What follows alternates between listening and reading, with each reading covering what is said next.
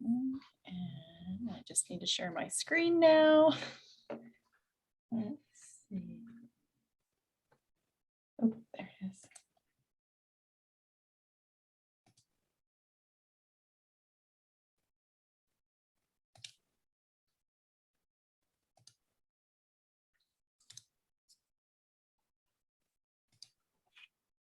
All right.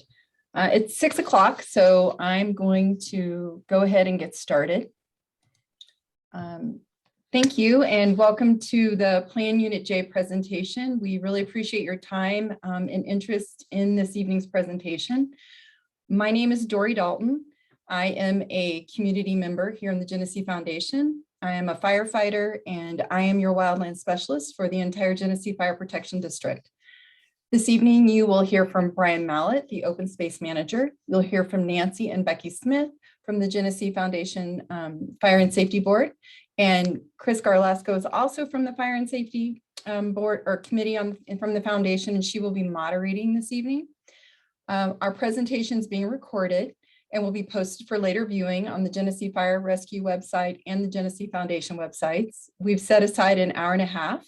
You will be muted throughout the presentation, but please, as your questions come up, type them into the chat box so you don't forget what you want to ask. Chris, again, will be keeping track of that, and we will answer questions at the end of the presentation.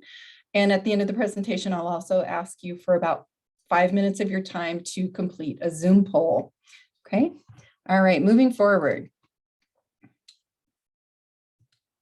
All right. So what is a CWPP?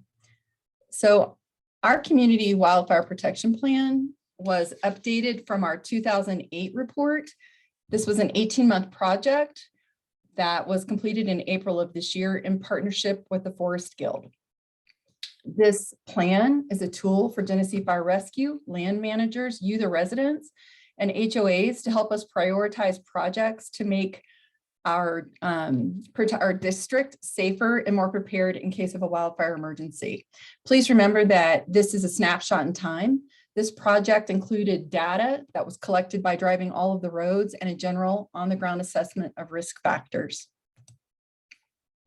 So as we talk this evening, you're going to be hearing a lot of information about the 60th, 90th, and 97th percentile fire weather conditions. And these were modeled on conditions that occur in our district of 40%, 10%, and 3% of the days between June and October, when we generally consider that to be the fire season. And this data was collected from 2009 to 2019.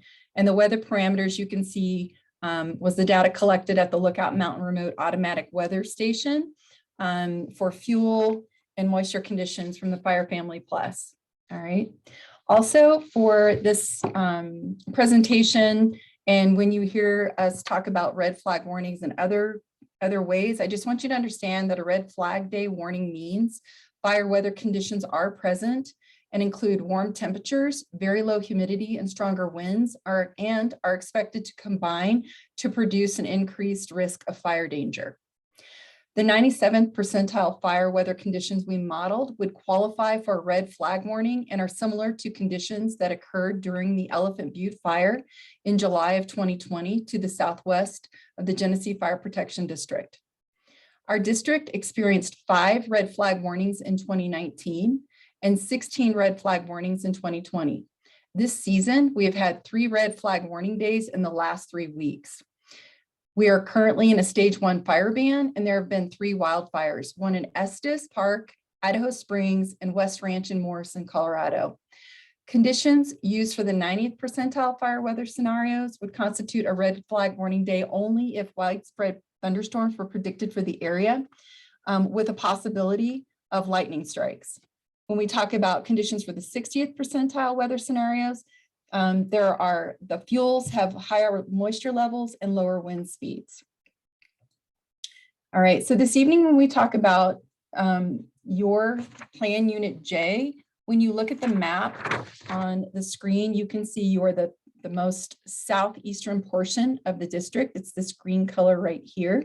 You can see the addresses included in this plan unit. If you are not a part of this plan unit and you are attending, we welcome you. Thank you for being here.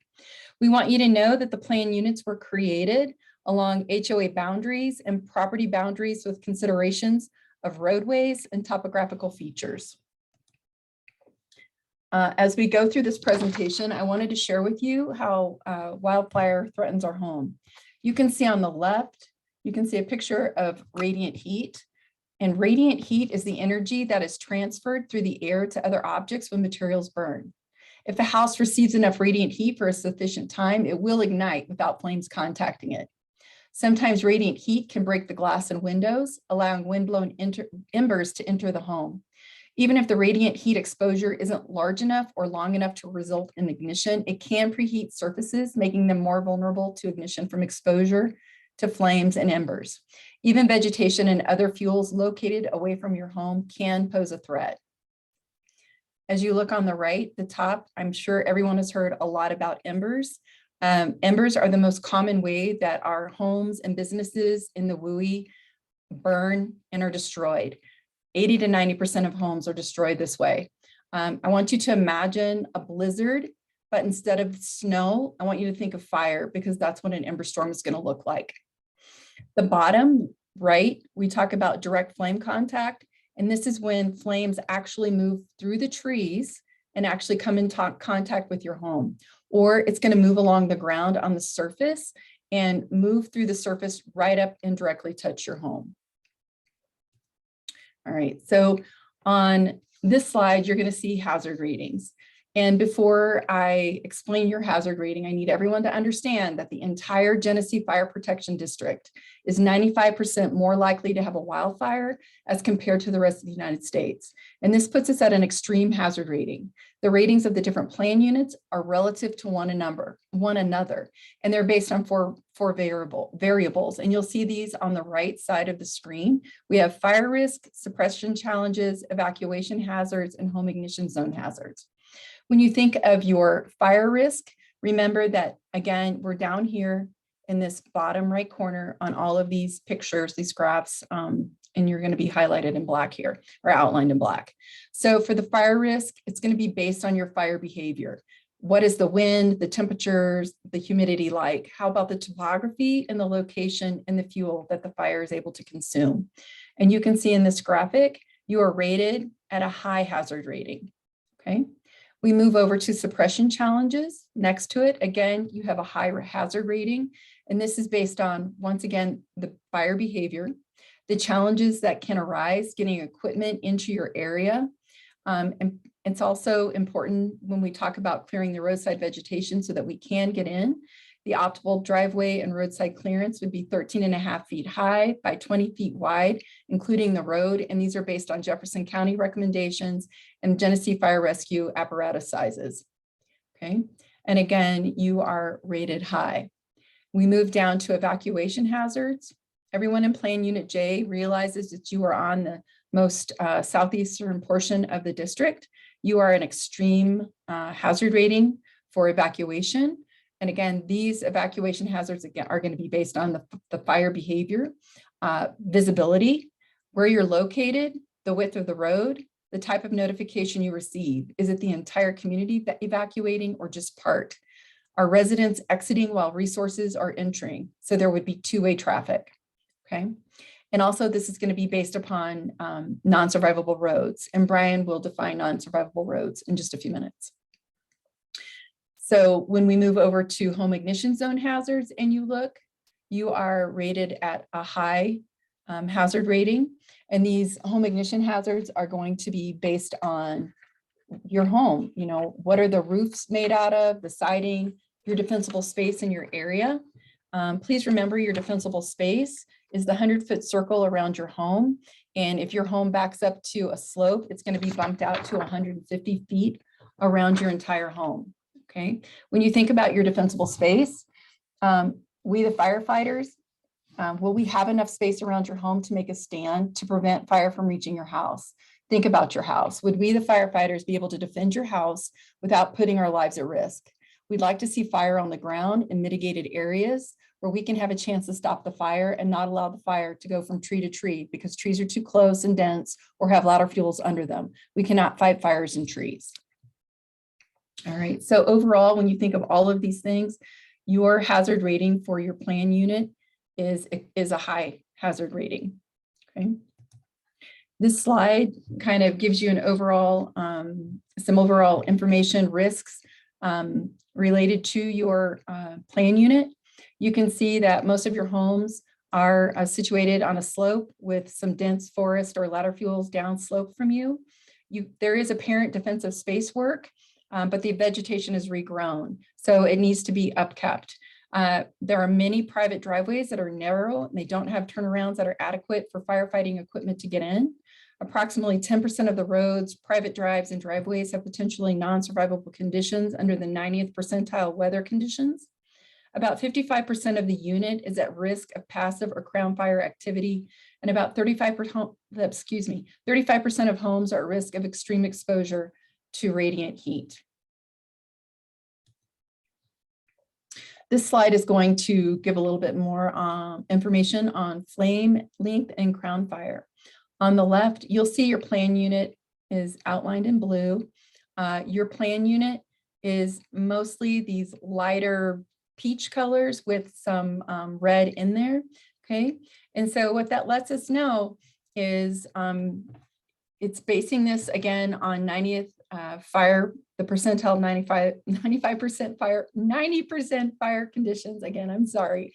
Again, it's going to be, we can have handheld lines. We can do, we can cut line in this area, but when you see the reds and the pink, this shows serious to significant control areas, and we can't fight that with hand crews. We will stay until it's too hard for us to fight. But just so you know, this area right here shows where the significant fighting is going to take place right here. It's going to be serious control.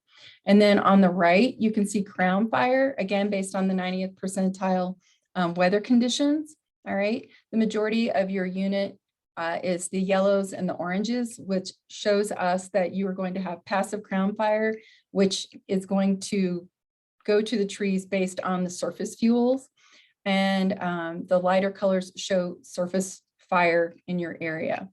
Okay. All right. So this picture is a neighborhood that was destroyed due to ember showers. You can see that some of the trees are scorched, but it's because of the homes burning. It's not because of the fire itself. This is pretty typical in a large wildland fire.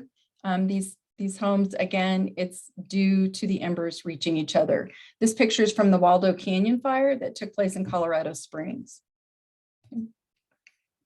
This is a home that survived the Cold Springs fire in 2016. This was a home that had participated in a mitigation effort, and they focused on 5 to 30 feet from their home. They worked on breaking up the continuity of fuels so that the fire would be able to drop to the ground and not move from fire to fire, or I'm sorry, from tree to tree and reach their home. So this is a video that is showing firefighters protecting a structure. Please remember that this happens when there's enough resources, there's enough time, and the fire behavior is safe enough for us to approach your home and do this. These firefighters are waiting for the fire to approach. They're preparing the area. They're digging a little line to separate. You can see that this home has mulch on the side, and that's what they're doing. They're trying to keep the fire back from there. In this portion of the video, they're taking, this is a home that's been triaged. They've taken the furniture from the back deck and they're stacking it up to try and protect it from fire and not have it spread all over. And you're going to notice this fire coming forward. And this gentleman is holding on to the hose, just waiting for the fire to come through. It's not climbing up into the trees all that much, just because if you look, a lot of these, this is a deciduous, most of these trees are deciduous.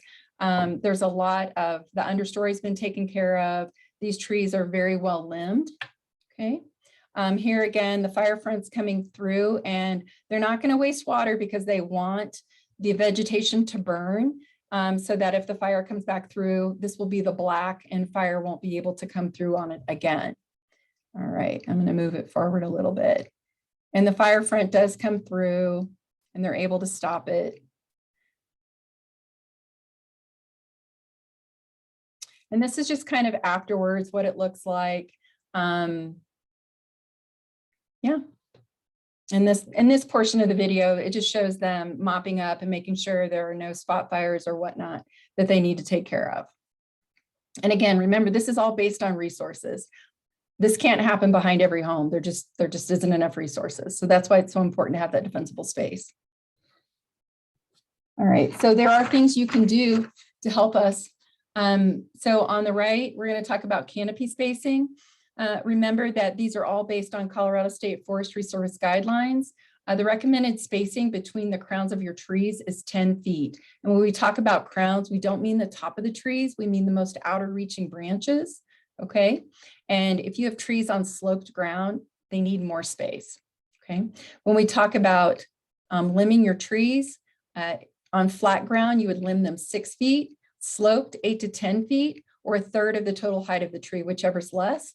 When we talk about limbing, we talk about the most outer branches. A person that's 6 feet tall should be able to walk under here without their head touching the tree. So again, we don't mean at the trunk, we mean at the most outer reaching branches. When we talk about ladder fuels, these are those things that grow up underneath our trees, these dead limbs right here. These catch on fire, which again, comes and goes up the tree. So we'd really like you to remove the ladder fuels from beneath the tree and out of the drip line. Okay, and the drip line is the outer edge right here. So there should be nothing growing under the trees. Another thing you can do to help us out is your zone 2 is 5 to 30 feet from your house, unless you're on a slope. If you're on a slope, you bump it out to 45 feet. Zone 2 is lean, mean, and green. We want the fire to have the opportunity to drop to the ground. We want to break up the continuity of the fuels. We don't want all these trees to touch. We want the crowns to be spaced and the shrubs to be spaced as well. And this is where we recommend that you mow the grass to 4 inches. All right, as we look at this slide, this is going to show your home exposure risk. And these risks are going to be influenced by your overlapping home ignition zones with your neighbors, your potential exposure to short and long range spotting with embers, and then your potential exposure to radiant heat. If you look in the top, this is based on 90th percentile weather. Here you are outlined in blue again, and you look at the pie right here, about a third of your homes are at extreme exposure levels, okay? And when you look down here at the 97th percentile weather conditions, again, when it goes up, you have a little over 3/4 of your entire unit, okay, is gonna be an extreme risk, okay? Now, I thought this was interesting. Even under the 60th percentile for burn probability, you are unique. Your area is unique. Again, it's not highlighted, but it's right here in this corner. And you can still see that there are areas that have an extreme exposure, even under the 60th percentile, okay? It makes home hardening extremely important, okay? And when we talk about home hardening, we're talking about making that 0 to 5 foot perimeter with no vegetation. Okay, that can be dirt, it can be rocks, it can be a walkway. There are plenty of examples out there, and I'm happy to share some with you if you're not sure. And remember, when you start creating those perimeters and whatnot, with whatever you change, you need to go through the ARC. Okay. We all know that it's important for us to remove the pine needles from our roof and our gutters, and it's probably something that needs to happen 2 or 3 times a year. Getting the flammable decks from beneath your, or I'm sorry, the flammable materials from beneath your decks so that they don't have an opportunity, those materials to light and catch your supports and joists on fire and move to your home. And again, remember that 80 to 90% of your homes ignite due to embers rather than radiant heat. And in the future, if you are thinking about changing the materials on your home, consider fire-resistant exterior materials. All right, so I'm going to show you some pictures from some areas in your plan unit. You can see the streets on there. We've tried to block out homes. So for instance, these are from Stonecrop. You can see the photo on the left. they have flammable hardscape and bushes that go right up next to it. So if there was a surface fire, right, direct flame contact coming up, it could potentially ignite the hardscape, the little walkway leading up to the home. On the right side, you can see we have some landscape timbers and we have some ground junipers. The recommend in the house, it's right up next to the house. So, you know, we need some space there. Those ground junipers are extremely flammable and we would recommend that you remove them. The timbers, again, if you have timbers and you can't remove them, it's recommended to mitigate around them. And that would mean clearing the vegetation at least 5 feet out from the timbers to prevent surface fires from spreading to the home, okay? And so here's a few more houses on Stonecrop. Obviously, somebody's come out to visit because they have some ribbon on the trees, which is great. But we have this house right here. This is the zone 2. We have this tall grass and we have this canopy of trees going right up to the home. So it would be important that zone 2, the continuity of fuels, is broken up. All right. And again, on the right, we have a home surrounded by highly flammable junipers. Remember that junipers contain flammable volatile oils.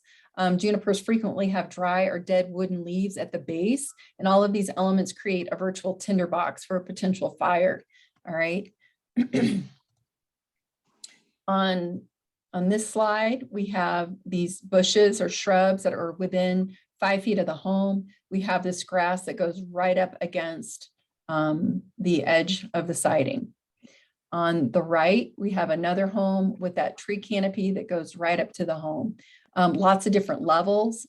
These trees need limbed so that the grasses, if they're on fire, they can't light these things that are lower down and creep up into the trees. Okay. All right. So on this slide, we have wood piles. All right. There's a lot of wood piles. If you look on the left, these wood piles appear to be far enough away from the home, but they're stacked underneath these trees. All right. And the recommendation is that wood piles are 30 feet from all structures on flat ground, and that there's at least 10 feet of clearance between the piles and all of the trees. Now, this wood pile on the right, the thing, it's next to the house. And the other thing that was really troublesome to me, you can't tell, but this right here is the soffit. Okay. So if this ignites, not only is it next to the home, but it's right underneath the soffit. Okay. So this home right here, this is on Bitterroot. We have some ladder fuels. On the left, we have like 3 layers. We have mulch, we have this bush right here to this bush to this. And there is a lot of tree canopy right there, right up to the home. Okay. Again, on the right, we have this continuous canopy with the house right here. Again, we have these trees that really need limbed up. We have this tall grass. If there were a surface fire, it would go right to this fir and go up the fir, and then in turn light the ponderosa. Okay. On the left, we have a wood pile here right up next to the home. It should be moved out 30 feet. We have a lot of ground litter. We have tall grasses. We have trees that need limbed. On the right, we have a home with lattice. Okay, so, and the long grasses. So again, if there's surface fire and it goes right up to the lattice acts as a wick, okay, to your deck. You don't have to have lattice on your homes anymore. It's not a requirement. And actually we would recommend that you remove the lattice so that the underneath of your deck could be easily accessible and cleaned out to keep the vegetation from the underneath of the deck and the litter. Okay. All right. This house has, so it's a back of a home, and this is, the soffit is right here and it's close to the ground. They've done a nice job of adding this rock. It's just not enough. They have about 24 inches of rock, and really it should come out here. Again, we don't want those blowing embers to be able to collect along with the debris. So they definitely had a good start right here. On this side, we have a continuous canopy and we have about 3 houses right here. This canopy needs to be broken up. Definitely some limbing needs to take place so we can get rid of some of the continuity of fuel. If I've not been to visit you yet, I've met with quite a few of you on this call. I am the person that does home assessments, and I don't only look at your defensible space, but I also look at your home. And it's for all of the entire community. I give you a report with pictures and recommendations, and you can choose whether to implement the recommendations or not. You own the data and report. I don't share it with anyone. The information is not even stored on site, so it's not subject to CORA. This is a certificated program. If you choose to follow the recommendations, the certificate is good for 3 years. You could share it with your insurance company and let them know the efforts you're making. And it's also a good resale point when you want to sell your home. We've been receiving a lot of phone calls about mitigation efforts. We don't keep that kind of information, so we can't really give it over the phone, but it is something that a lot of insurance companies have been asking for. If that's something you're interested in, you can contact me here at the fire station. You can go to the website, or you could go to wildfireprepared.com and fill out an application. And all applications filled out before January 1st. They are free. After January 1st, there will be a $100 fee to have an assessment. So I am going to stop sharing, and next is going to be Brian. Brian, did you want to share, or do you want me to continue? Will you please continue? Absolutely. Absolutely. Easiest. Okay. Thank you. Yeah. All right. Okay. Are you ready for me to go forward? Yep. So for those that don't know me, my name is Brian Mallett. I'm the Open Space Manager for Genesee Foundation.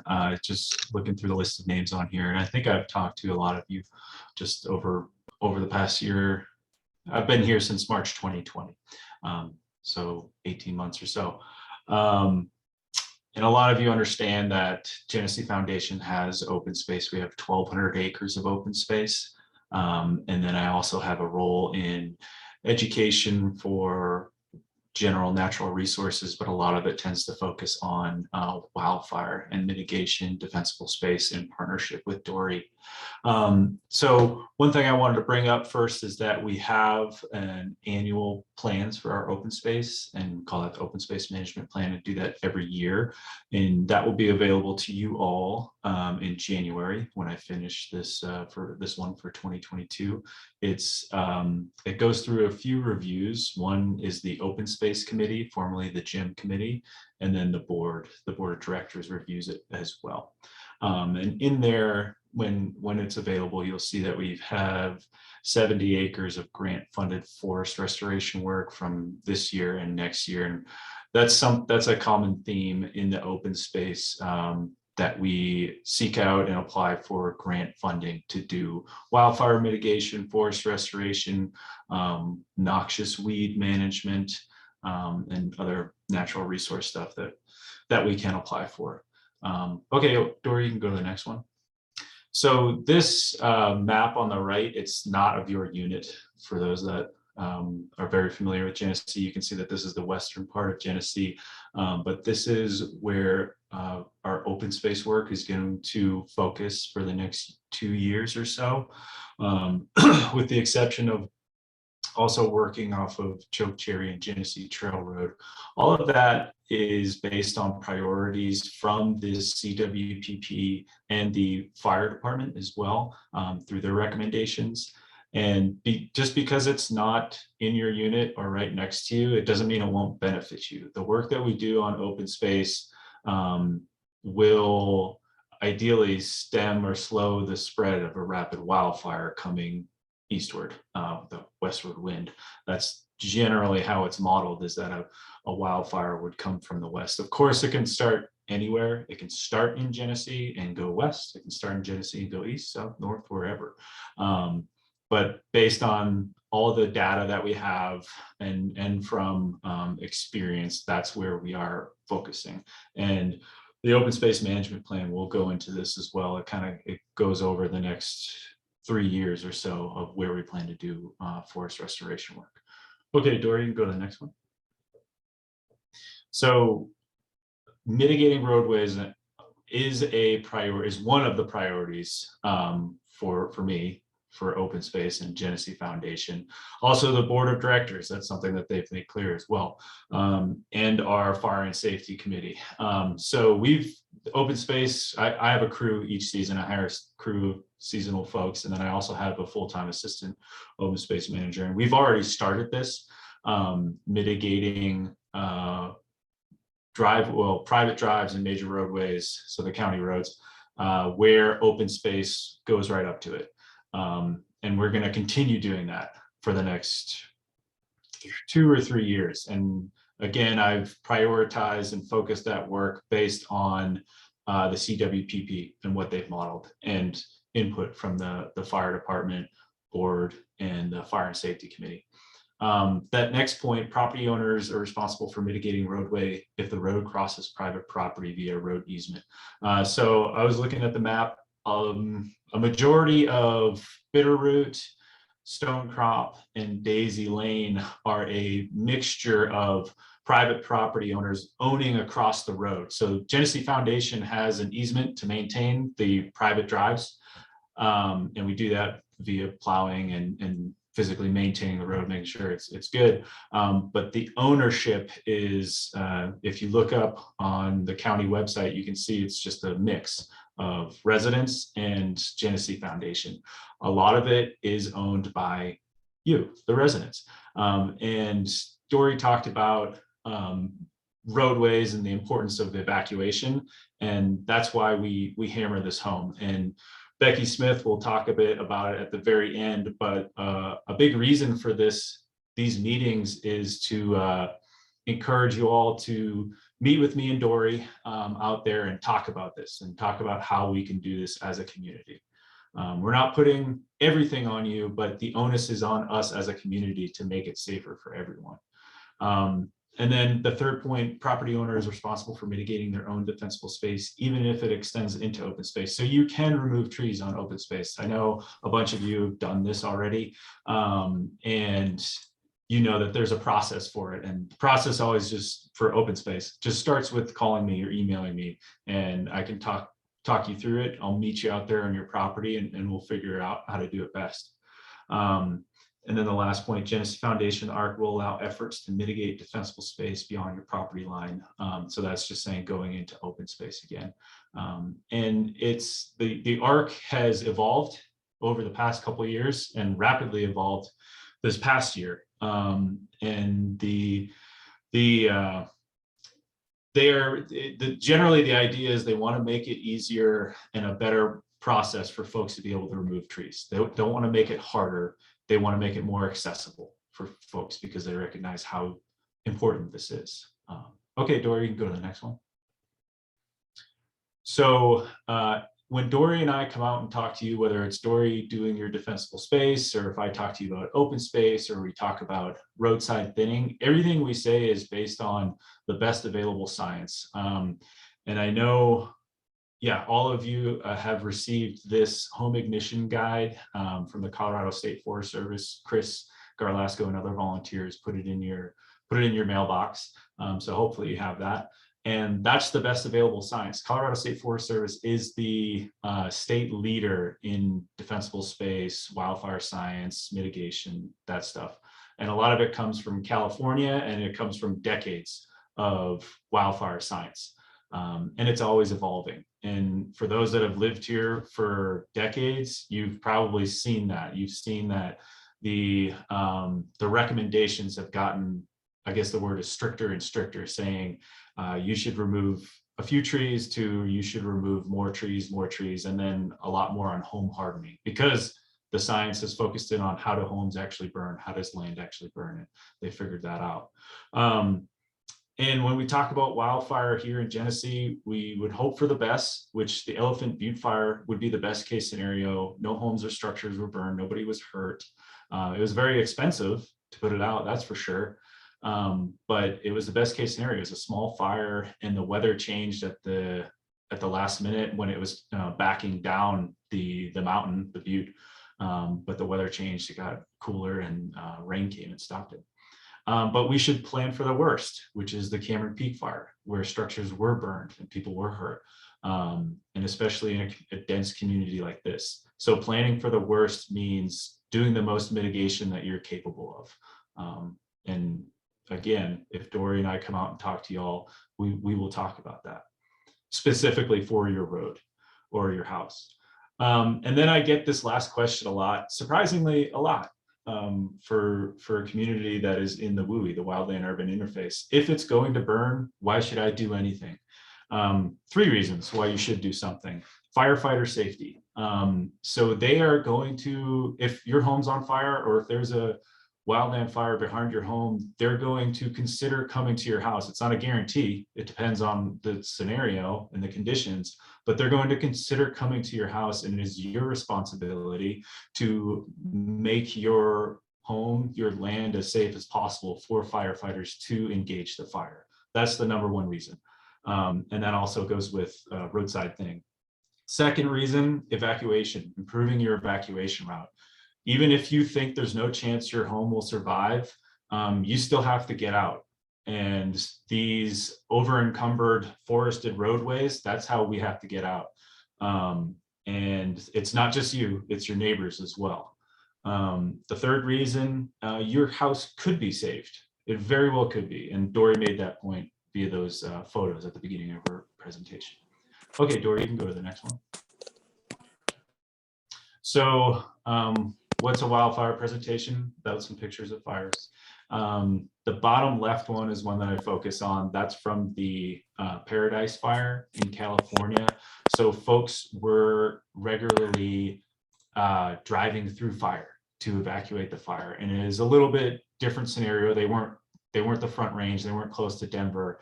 But it's, as far as the vegetation along the road, the same scenario that we have in Genesee, and they might have had a bit less resources available to them as far as fire suppression resources, but the vegetation along the roadways is very similar, and that's the worst case scenario that we want to avoid, is driving through fire, and that's why we hammer home roadside thinning and improving your evacuation route. Okay, Dory, you can go to the next one. So this is your unit, highlighted in yellow and then blown up. And those red blotches are the non-survivable roads and private drives and driveways based on the 97th percentile weather. If you recall, that is 3% of the days from 2009 to 2019 that were extreme risk for wildfire. And so that's a lot of the unit. That's a lot of where you all live, and you can see it like next to the reservoir there, the water and sanitation district. It's not highlighted red because it's a bunch of meadows around there, but everything else, Stonecrop, Daisy Lane, the back part of Bitterroot, and those Montane private drives are all red. You all drive it every day. You understand why. It's a bunch of trees that are hanging over your road, and those are going to burn. And actually, Dory, you can go to the next one because I think that's where I explained. Yes. So what is a non-survivable roadway? According to the CWPP, which was done by the Forest Stewards Guild, it's portions of roads adjacent to areas with predicted flame lengths greater than 8 feet under severe fire weather conditions. So imagine your roads, and thinking about 8-foot flame lengths. So if a 30-foot tree is on fire, is engulfed in flames, that's a lot more than 8-foot flame lengths. So that's readily available anywhere in Genesee Foundation and in your unit. And they go on to explain, like, we want to avoid people being trapped on these roadways. That's why they call it non-survivable. And it's not just the vegetation, it's also keeping in mind that's the worst case scenario, 97th percentile weather, but also the topography, two things that we cannot control, weather and topography. What we can control is the vegetation before the fire comes, so doing mitigation. Okay, Dory, you can go to the next one. So here are some photos of our unit. This is Daisy Lane. So this is driving out towards the main road, towards Montaigne. I wanted to point out that on the left and right, there is open space. There's a little bit of open space. You know, it's probably, I don't know, maybe 15% of the overall road. But that's something that I can do. That's something that me and the crew can do. And it's the reason why we would do something. On the right, you see all these medium-aged trees. You know, they're probably 50 years old, maybe. They're bunched up. They have limbs growing all the way down to the ground. And even though this road is pretty wide, it's 26 feet. A lot of other roads I'll show you are only 14 feet wide. This could still easily achieve 8-foot flame lengths and more. So imagining those trees on the right on fire and the wind coming down, that would easily engulf the road, preventing people from driving through. And the same thing on the left side. It's actually a great dichotomy to show you that there's small trees on the right, big trees on the left. Big trees are still a concern, and big trees still have to go. They have to be removed to improve evacuation safety. The reason why is because they're still hanging over the road. And if there's a crown fire coming, most of you folks that live on Daisy Lane, you know the topography, it's a steep uphill right there. So if there's a crown fire, which means the fire is in the crowns of the trees, all of that's going to be on fire and hanging over the road, and again, preventing you from driving out. So those are things that I can do and I will do in the next couple of years with the roadside thinning project. Okay, Dory, you can go to the next one. Again, the thing that I can do, Open Space Crew, Genesee Foundation. This is at the intersection of Stonecrop and Montaigne East. Bunch of small trees. So these are all ladder fuels for that one big tree right there. And it's the same scenario. It's all close to the ground, and you can see all the grass. It's 1 to 2 foot high. So it's all just a continuous fuel source all the way up. And that's enough heat energy and flame length to be well over the road. So it's, again, just showing you examples of what I will do in open space. And to give you numbers of trees or percentages, like right there, that picture, I would probably remove 80 to 90% of the trees, leaving some of the large ones and some of the small ones a little further back.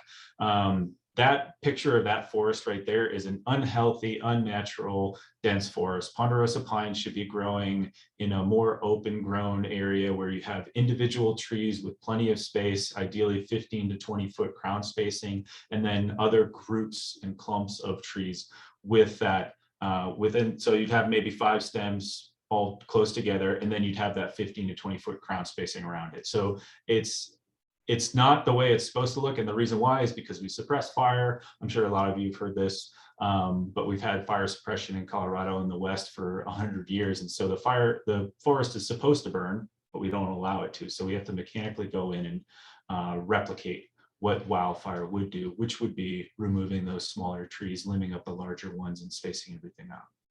Okay, Dory, you can go to the next one. So this is one of those more narrow roads. So this is a Stonecrop Way private drive. It's not as bad as the other ones. And by not as bad, I mean not as much dense vegetation hanging over the road, but there are still trees. And it's a beautiful road. I bet folks love driving in and out of there, especially in the wintertime. It's picturesque, but it's also dangerous. Going back to Paradise Fire, you want to plan for the worst case scenario. So all of that is private property. None of that is open space down there. And you can see that there's just green vegetation hanging over the road. And when trees burn, it's the fine fuels, the needles that burn. So that green vegetation is the concern. That's what's going to burn and have flames over the road. Okay, Dory, you can go to the next one. So another private drive, this one's Daisy Lane, and I put it on. So this is 14 foot wide, and just to give you an idea of height, the reason why I do that, the bare minimum for a evacuation route is to have a 15-foot box of no flammable vegetation. So the roads are only 14 foot wide, so that gives you an idea. If there's branches hanging over into the road, then you definitely don't have that 15-foot box. And that tree in the back right, roughly where the arrow ends, it's about 15 feet, and that's ladder fuels hanging up and down all the way down to the ground.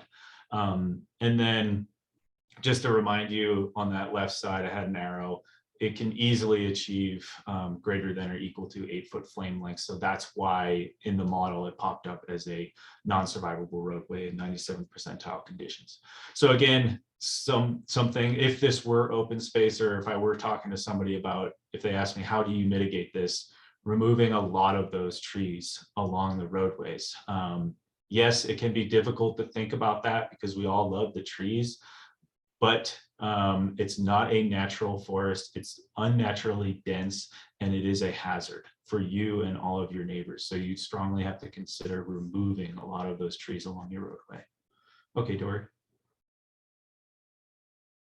I think I'll turn this over to Nancy. Thanks, Brian. And I just want to say, with respect to the non-survivable roadways, we think we are going to have time to evacuate. There could be a lightning strike and winds, and the lightning strike could be right below your roadway, and all of a sudden you're engulfed in flames. And that's the situation we want to avoid. It does require cooperation among neighbors. And I learned in a Zoom meeting I had just before this that the Department of Natural Resources of Colorado has infrastructure grant money and or infrastructure money to send crews, either Department of Corrections crews or youth crews, that will do the mitigation for you. All we would have to do is administer. So where a private drive, everyone agrees, yes, let's do it. We potentially have people who can do it at no cost, something that we'll be looking at in more detail. Anyway, this slide is modeled evacuation from the community, assuming that the entire district gets an evacuation notice at once. And you can see that Plan Unit J, if everybody only took one car, we're still talking about evacuation times between 2 and 3 hours. Unfortunately, many people will take 2 cars, and that greatly increases evacuation times. So the takeaways from this slide is you should get out as soon as you can. You should be ready to go immediately if you get an evacuation notice. And please only take 1 car. Don't take 2 cars, because it will affect everybody's evacuation times. Next slide, please.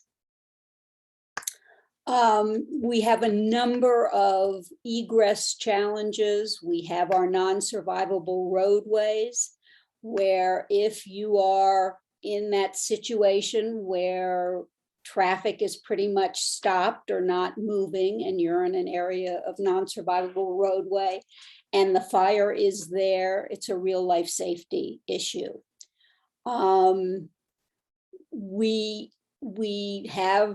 can expect a lot of congestion. Everybody is evacuating to the north onto I-70. As it is, it's the only way out of the community. And the modeled evacuation in the CWPP says that 7.8 miles of Genesee roads would have extreme congestion if 2 cars per home go out. We think, when you look at this modeling and you think, well, this is worst case. This is everybody evacuating at once and everybody taking 2 cars. It's not worst case. It doesn't account for the people who stop and take pictures and block traffic because of that. It doesn't account for roads being covered by smoke and you don't have visibility. So there are a lot of things that are not incorporated into the model. And so I don't think we should consider this worst case. And we talked about egress being just to the north. Next slide. I just want to talk about private driveways for a minute, because if you walk around and look, there are even driveways that you might not be able to get out of if active fire was right there. So these are some of the guidelines for what's around your driveway, and also the request that you have a reflective house number where emergency personnel approaching the house can see it. I've lived in Genesee a long time. I can't tell you how many times we have no idea. We have an address and we can't find the house. So you definitely don't want the emergency responders to be in that situation. The next slide. So this is an example of a driveway. And you see that we do black out the houses so they're not so recognizable, but you can imagine if the fire was there and the people in the house wanted to leave, they may not be able to even get through their driveway. Next slide. So we want to be sure that you are prepared in an emergency. How will you know to prepare for evacuation or evacuate? Jefferson County at the moment is using the code RED system. It's their reverse 911 system. If you have a landline, it's all automatically registered. Cell phones are not necessarily automatically registered. Email addresses aren't necessarily registered, but if you go to www.your911.net, you can register every number and method of contact that you want to. And we had a question in a previous presentation. If you have a housekeeper, a babysitter, a caretaker for a family member, be sure that they will also get code red evacuation notices. Have an emergency, family emergency plan. Sometimes phone lines are down. Identify a default place where everyone will meet. And a default person who lives outside of Genesee who can be everybody's source of contact. Have a plan if you have a pet at home. If you have an elderly person at home or a disabled person, if you have latchkey kids at home, talk to your neighbors. How can you work together? If you have a pet and you talk among the neighbors, have a plan where if you're not home, somebody can rescue your pet, or go and get your children or disabled family members or whatever. So think about those contingency plans. You should be prepared to leave immediately when you receive an evacuation notice. You saw the congestion challenges, the non-survivable roadway challenges, especially if it's going to be a red flag day. You should be able to get out of your house in 10 minutes or less. And you also need to use common sense. It takes some time from a fire start before evacuation notices are issued. Just because you haven't gotten an evacuation notice, if you see fire, if you see smoke, just get out. It's not worth waiting until you get an evacuation notice, especially not in this plan unit. Next slide. There's a group that is sponsored by the Evergreen Rotary Club called Rotary Wildfire Ready, and they have created wonderful pamphlets that cover all kinds of things, including evacuation. You want to have a go bag, and on this it gives you the kinds of things that should be in the go bag. You don't want to be collecting stuff after you get an evacuation notice. You want to be able to grab the bag and go. You can consider, if you have a be prepared to evacuate and have time, other things you can do, or last minute things to throw in your go bag. But everybody should have a go bag packed and ready to go. And there are people who say if it's a red flag warning day, have it in your car. These pamphlets from Rotary Wildfire Ready are on both the Genesee Fire and the Fire and Safety section of the Genesee Foundation websites. You can also pick them up on at the office, and I think they're just at the office. If you want them delivered to you, send Fire and Safety Committee an email and we will get them to you, but they're very useful. Next slide. And this talks about, if you have time, things that you can, that are recommended that you do. It's the second part of the what you saw on the previous slide. And it also talks about what kind of clothing you should wear. It should be all natural materials, cottons, nothing synthetic. Synthetic stuff melts. So, you know, that's good information to know that might not be something you would think about. The next slide, please.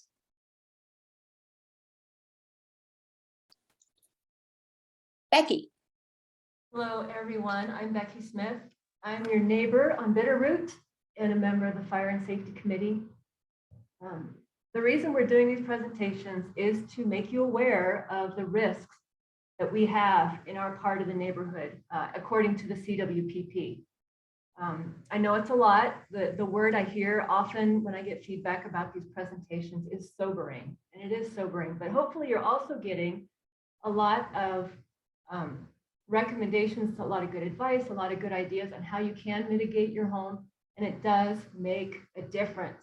I mean, there's some things that are well within your capability. You could go out tomorrow and improve the safety of your house, according to some of the advice you've gotten here tonight.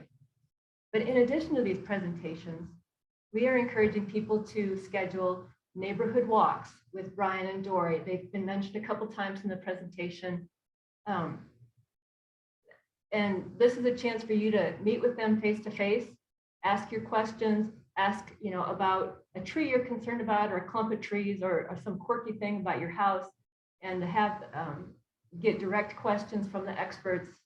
It's also a chance for you to talk with your neighbors and have those conversations that Nancy was talking about. Get familiar with their circumstances, talk about how you can help each other. It's the sort of thing you don't normally talk about when you see each other, but this neighborhood walk is meant to start those conversations and give you that opportunity. Next slide, Dory. So what we're asking is for people to step forward to schedule these walks. If you are motivated, if you're inspired, if you want to do something, send an email to the Fire and Safety Committee. The email address is on the screen there. And we will help coordinate with Brian and Dory's schedule.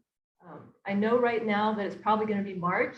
You know, we've had a lot of people respond to this, and so their calendars are a little bit full, but we will get you on the calendar, and you'll have a chance to meet with them and walk, and it's really a very enjoyable conversation, and you learn a lot. In addition to what you're learning tonight, there's even more to talk about. So if you'll send us an email, we'll get that scheduled. We might also follow up with you to see if you are willing to do additional work. You know, the picture on this slide shows a tree that needs some attention, and you could come together as a neighborhood and take care of this, or you could do it yourself. But you may have neighbors that can't mitigate their property for whatever reason, so you can get together as a neighborhood and help take care of someone's land. You can mitigate on open space. Brian mentioned that. but you need to contact him first. There are restrictions to what you can do, but if you just get in touch with him, if you want to clean up some area behind your house, you can do that. So that's all a part of getting together as a neighborhood and doing this walk. That's just kind of the first step. I also have Dory's email on the screen. Some of you had asked for that. I just want to encourage you to get in touch with her. The meeting with her is a more detailed assessment of your home individually. These neighborhood walks are meant to be kind of big picture, to talk about your roadways and open space. But Dory's present assessment is really, really good. And again, sign up before January 1st and it will be free of charge to you. But after January 1st, it's $100. Next slide. So this is the last slide. We just want to give you some resources if you want to do some more research, if you want to do some more reading. Dory, I think you're also going to post in the chat a link that will take you to a sheet that has all of these. So you'll have the live link that you can go straight to these websites. So at this point, we're going to go to the questions. If you have any questions, please type them in the chat. If for any reason you have trouble with chat, you could raise your hand. Oh, we're going to do the Zoom poll. But after you finish the poll, put your questions in the chat. Go ahead, Dory. All right, let's see. Okay, so I'm going to launch this poll. It's only 6 questions and it'll literally take you just a few minutes. So here we go.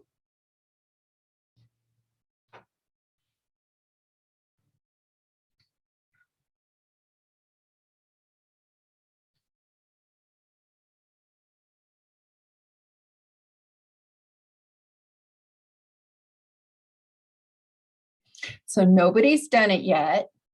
I can see. If you wouldn't mind.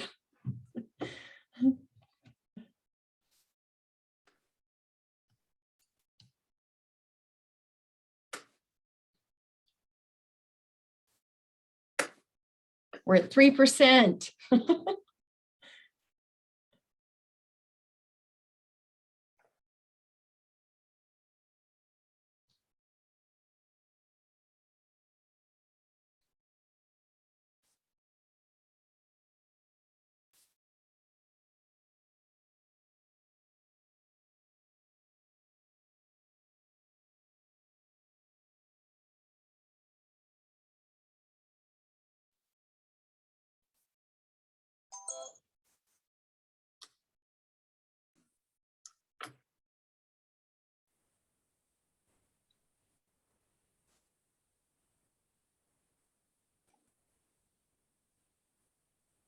We're up to 73, yay.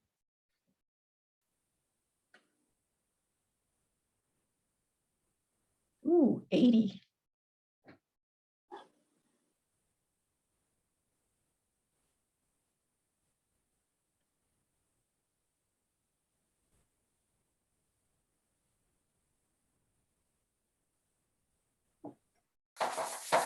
Lori, Yes, my submit button isn't working maybe that'll happen when I end the poll, Malou. because I can't get past question 2. Oh, you can't. Although I Anybody have else the same problem, but you have to scroll down to get to the rest Oh, yeah. of the question. Yeah, scroll on the right, Malou. See if Oh, you can. I beg your Okay. pardon. Now I see. No worries. Thank you, Becky. Yeah. We're at 86%. So I'll keep it open for like, I don't know, another minute. Most of you are. Hmm. Ooh, 90.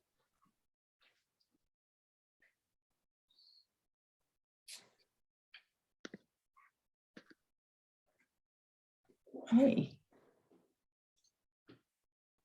All right, is there anybody filling it out? We're at 96%. This is amazing. That's great. Thank you. Okay. All right, is there anyone still working? Oh, 30 out of 30. Yay. Okay, so I'm going to end the poll. Here we go. All right. Let's see. I think I need to do this. Okay. All right. Okay, and I think I can do this.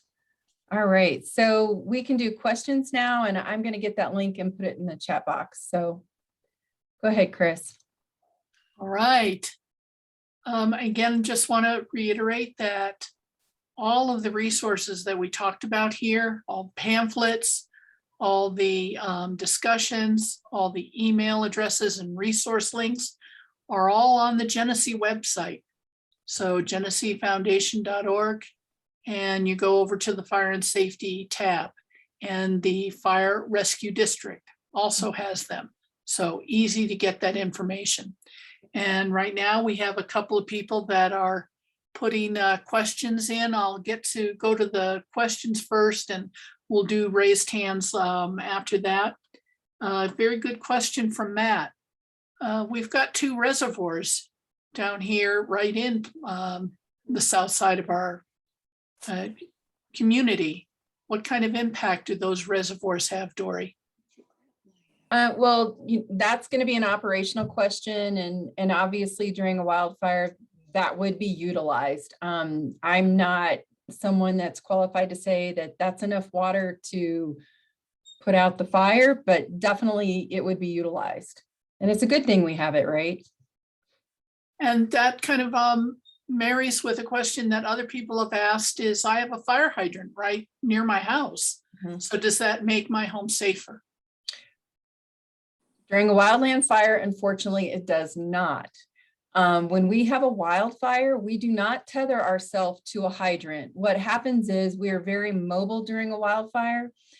We generally set up a hydrant at a part of the district that's not on fire, so that tenders, big giant apparatus can fill with water and bring water to us.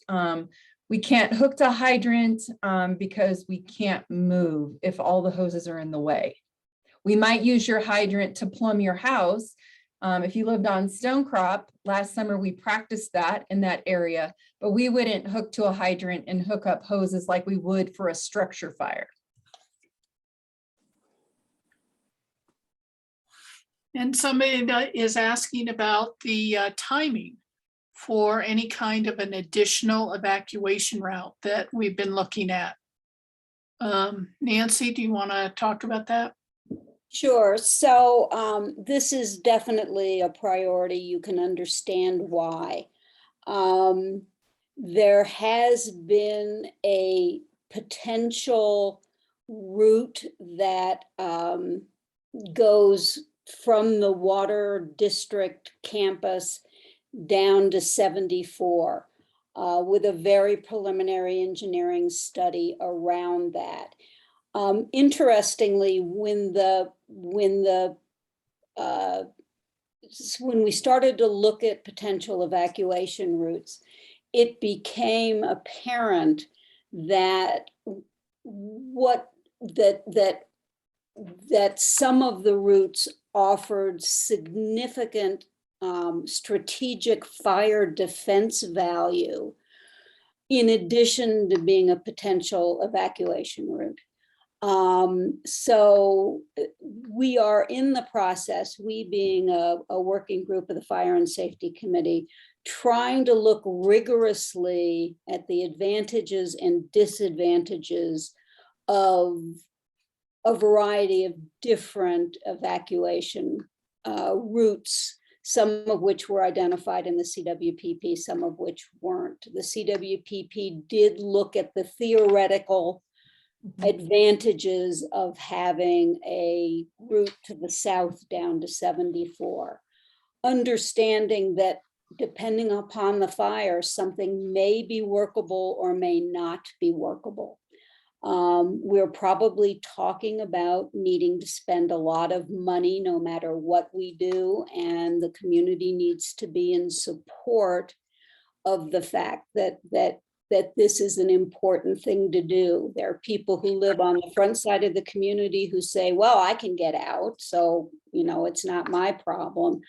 But the strategic fire defense advantages of having some of these potential roadways is very significant. For example, we'll get a lot of mutual aid coming from south of Genesee. And if they have a way of getting into Genesee from the south, we have the potential of having two-way traffic going out to the north, 2 lanes of traffic going out to the north, because we don't have to accommodate resources coming in. So timing, I think we're talking under the best of circumstances, a couple of years, but it's going to be a process. It's going to involve a lot of community input. That's great. Thank you, Nancy. Another question is, what about sheltering in place right here in Genesee? No. Dory, do you want to address that? Absolutely. There could be a shelter in place if the entire district did not need to evacuate. There is no identified place to go for safety. They're in the modeling, we don't have any places large enough. We've got a comment from Don who talks about setting priorities for these evacuation routes and looking at the major roadways versus the private drives. And Brian, maybe you can go back to your open space management plan and how you and your team are setting priorities. Yeah, so based on the CWPP model, they had priority roadways. And that means which ones are going to be used the most by the community with the existing evacuation plan, which is head up towards I-70. So in the open space management plan, I identified I think 30 acres or so of priority roadside thinning that we will do in 2022. And this is on open space, and this is along roadways that almost everybody in the community has to use. So it's removing and trimming vegetation along those roadways. And then I also have secondary and tertiary roadside thinning projects that will happen throughout over the next couple of years. And I think that's what maybe Don was talking about. Great. Barbara, up next, you've got your hand raised, but I don't see a question typed out, but go ahead. Yeah, I'm using my iPad, which I've never used before for a Zoom meeting. And so I don't know where to find how to type the question. But after 2008, when we had a CWPP study done, the Genesee Foundation got behind supporting people wanting to put reflective numbers at their houses. And yes, we paid for it, but it was wonderful to have that. I don't know, that was very nice. We didn't have to, they were standardized. We didn't have to go out and figure out how we're going to do it. Well, now those are on wooden posts, and wooden posts aren't supposed to be a good thing. So do you think that there's any possibility that the foundation or the fire department or open space or someone can make recommendations of how to mount our reflective numbers in a way that you would consider acceptable? Barbara, I would like to speak to this. This is a conversation that Chief Puffett and I have had a lot recently. I was recently in a meeting with Shelley, the assistant chief out of the East Troublesome fire in Grand County. The neighborhood that burnt up there, they had an after action review, and the #1 thing that came up was reflective signs. I've walked this entire district. 3% of the homes had the required sign as far as being reflective and on something that won't burn.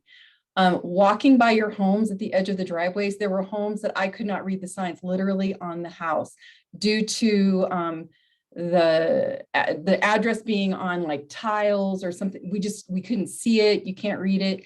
And I do think that that's something we need to address. We do have an opportunity to get those reflective signs through the foundation, but that's something that we probably need to talk with ARC about. So that is definitely at the top of our list. And I just want to make you know that that is something that Jason and I talk about often. So it's just moving it along those channels. So it's at the top of one of our priority lists. Dory, Yes. Dory, in terms of it being on, they're on wooden posts, Mhm. which can Mhm. burn. Mhm. Would you recommend clearing an area around that post Mhm. of flammable material, and that would increase the likelihood that the sign would survive in a fire? Yes, I would agree with that until we can come up with a solution. I have that sign in my own yard. Yes, I would agree with you, Nancy. If you Yeah. mitigate around it, that's the best you can do for it right now. And hopefully we can come up with a better solution down the Yeah. road. And I also put metal flashing around the base of Oh. it. I think that it's high, and I'd like to have it be a higher piece of metal flashing, but Hmm. in order to address it, Yeah. the wood being at the ground. Yeah, Good idea, Barbara. I'll come take a picture. it's not high enough. I think we probably need to look at whether or not the signs that they sell with the numbers on them can survive. They can. fire. They can. Okay. Yeah. Because some of them look like they're really just more of a resin with the sparkles added on the front. But that's a good question, Barbara. And our Fire and Safety Committee is meeting tomorrow. Maybe we can also lend a little firepower to this. Some other questions that have come up in the past is we talked about trying to get neighbors to get together to limb up trees, to talk about taking down trees. What about mowing? Brian, do you want to address this one? Sure. So on open space, and I guess I would start there. If you're not sure, just give me a call. Like you're not sure where your property ends or your neighbor's property start and where open space starts, call me and I'll come help you figure that out.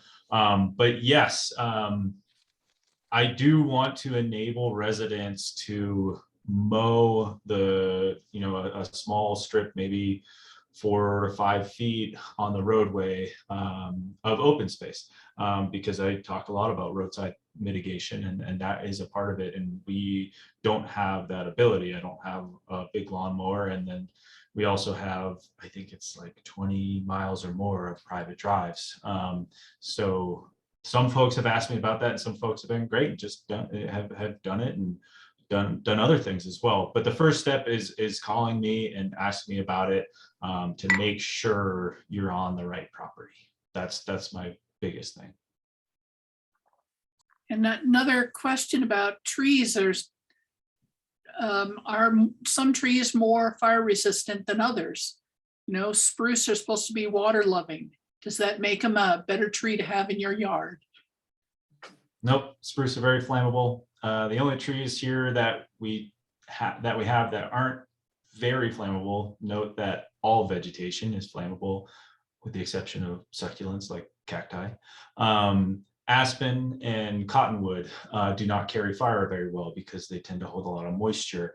And going back into my presentation, it's the fine flashy fuels, the needles on the conifers that tend to carry the fire. And yeah, spruce and fir, they like wet feet. So if you walk Ryan Streamside, you see a lot of beautiful fir down there, but they burn just as well. And their needles are smaller and in a higher volume and denser than ponderosa pine. So they carry fire very well. We've got a response from Dave Pizzuti with just a little bit more information about the reservoir situation. This doesn't really change what Dory said about operational decisions, but he does give us information that the upper reservoir is supposed to be, the expansion of the upper reservoir is supposed to be completed in 2023. And in the past, for firefighting, water has been accessed from helicopter from the lower reservoir. But back to what Dory said originally, Dory, right? It's operational decisions. Yep, that's right.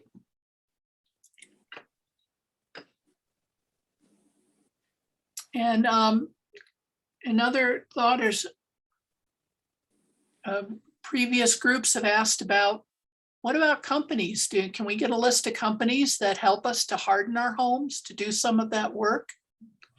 Yeah, so the hardening, Beth and I are working to locate some landscaping companies and things like that to kind of help out with that. I get a lot of questions about that.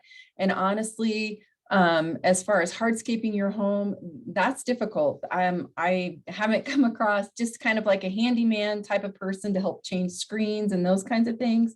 I haven't come across companies that are doing that yet, but actively looking for that, honestly. So, and as far as the landscaping goes, I'm right now, tomorrow at my house, they're starting the 0 to 5 to help with the landscaping.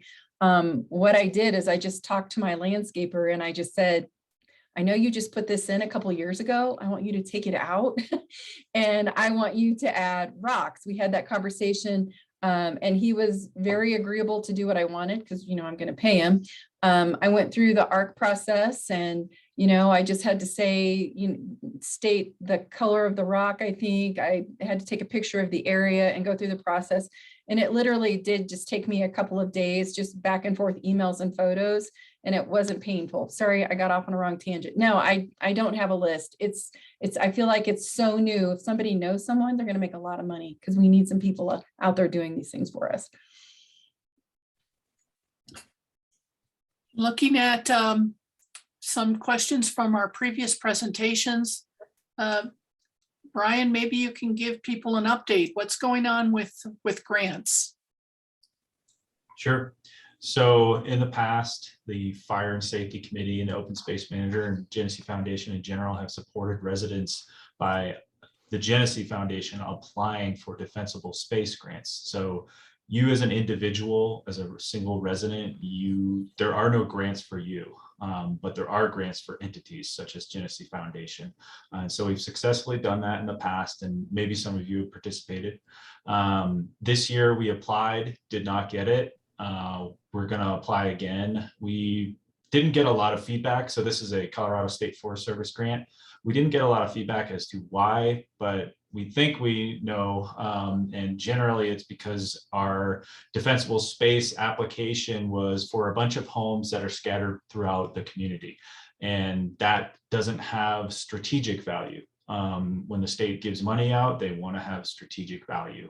And that means a large area, maybe a group of homes that are mitigating and removing flammable vegetation together. So we will apply again next year, and we're going to pursue that theme in our application, and we're going to seek out residents on that theme as well.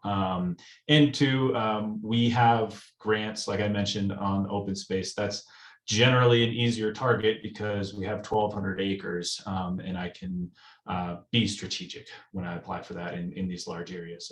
But defensible space is something that we talk about a lot, and that's a big important part. One thing to note is there is no funding for home hardening. So there's no funding to change your siding or to change your roof or anything like that. Not at this point. That is always a question that comes up at the highest levels in politics, and whoever doles out the money is, can we get funding for that? Because that's why homes burn, but not at this point. And another, if some of the neighbors get together and do some of this work, can they coordinate with you, Brian, on slash and wood pickups? What's going on with that? Generally, yes, it's kind of ad hoc right now. It depends. So we have open space. We have a chipper on loan from the county sheriff's department. We do not own it, but we maintain it and we house it. It's a community resource, so other fire protection districts could call for it and they could grab it. And we do each year, we hire a contractor to do the slash pickup. But also this coming year, the fire protection district, Genesee Fire Protection District, is also going to get involved in that. So we're going to have an additional day or days for that, because we recognize that folks like that opportunity. And Jeffco, as you all probably know, Jeffco does a slash drop off. It's not always the closest. Dory is going to reach out to those folks and see if there's one that they could do a bit closer. So we're definitely working on more solutions for that. I reached out today and offered 2 places within the district, and they're going to look at the space and get back to me. So. Just one quick comment, for people that are thinking about the home hardening and making changes. It is something we've been trying to get the information out there that Jeffco has been making amendments to their permits for any house improvements. And they are getting very strict now in terms of the materials that you can use. And if you do a project, they're going to actually take a look at your ability to make your house do a little bit more mitigation around with those materials that you're using. So please remember to check on that through the permitting process. Those things have changed. It's called Appendix Z.